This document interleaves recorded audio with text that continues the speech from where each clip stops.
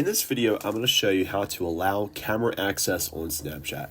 So if you're on your Snapchat and it's not showing what the camera is looking at, that means that it's turned off. So it's really easy to actually allow access onto Snapchat. So what we can do is go to Snapchat.